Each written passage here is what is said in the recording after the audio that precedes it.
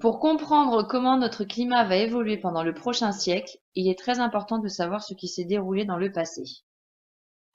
Pour cela, il faut avoir des méthodes indirectes de mesure pour établir la température et la composition atmosphérique d'antan.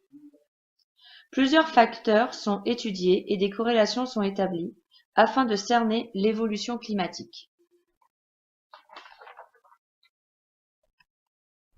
Un de ces éléments est l'étude des isotopes de l'oxygène. Effectivement, il existe deux sortes de noyaux d'oxygène. L'oxygène 16 avec 8 protons et 8 neutrons et l'oxygène 18 avec 8 protons et 10 neutrons. Les scientifiques utilisent une grandeur, le delta O18, qui est, pour simplifier, le rapport dans un échantillon entre la quantité de O18 et celle de O16. Il est exprimé en pour 1000. Dans l'eau de mer, on observe qu'il y a beaucoup plus de O16 que de O18. Voici un extrait de l'animation Paléoclimat de Pierre Pérez qui va montrer le comportement de ces noyaux. Les molécules d'eau contenant le O18 sont plus lourdes.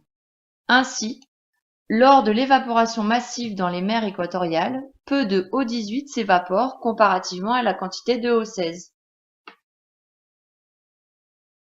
À l'opposé, le O18 étant toujours plus lourd, aura tendance à être très présent dans l'eau de pluie.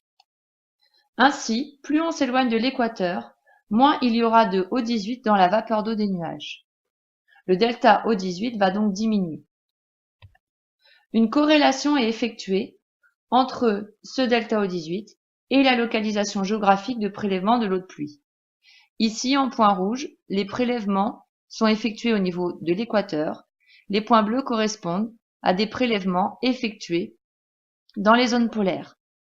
On observe que les prélèvements effectués dans les zones équatoriales ont un delta O18 supérieur aux prélèvements effectués dans les zones polaires. On peut donc établir un lien entre le delta O18 et la température.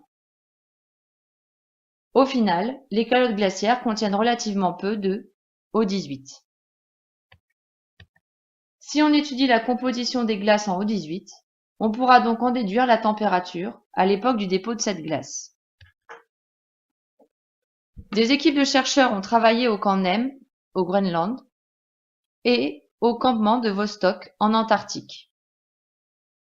Ils utilisent un carottier, qui est une succession de tubes de métal emboîtés contenant des petits couteaux coupant la glace à 3 mm par seconde. Les carottes obtenues sont ensuite remontées à la surface, consignées et étudiées. En classe, vous analyserez les valeurs obtenues sur ces deux sites de prélèvement.